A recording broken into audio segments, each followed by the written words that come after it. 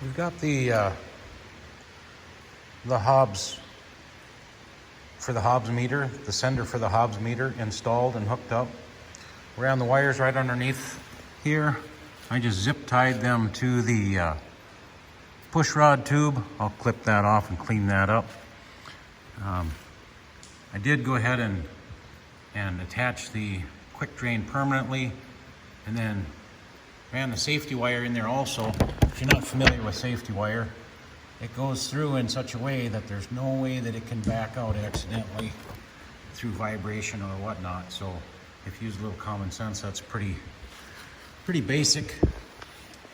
Here's a tool that you can buy that will help give you a nicer looking safety wire. Basically all it does is you clip this on, it clips on kind of like a vice grip, the pliers does.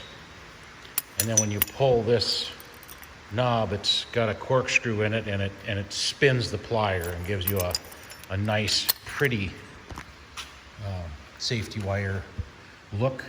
Here is the safety wire that I am using.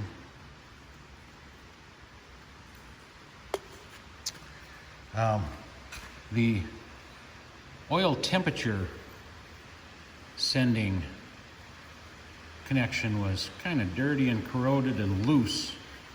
And so I went ahead and made a new one of those and crimped it on, and now we've got a much nicer, much better connection there.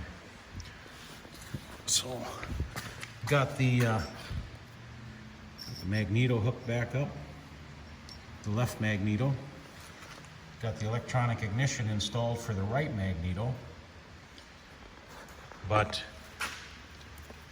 the coil mount, this engine is different from the other engine, so I'm going to have to refabricate a different coil mount to make that work.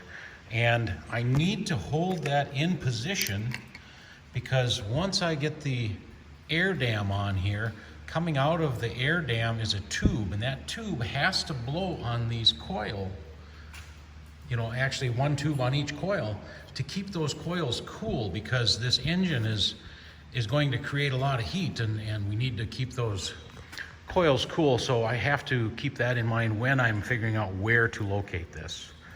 So other than that, I believe you guys are probably up to date. I did hook up the fuel line to the fuel pump, so that's ready to go. I think that's, oh, and I did close off the air inlet or air tube for the induction air, because we don't need that with the new carburetor anymore. So I am going to call it a night tonight.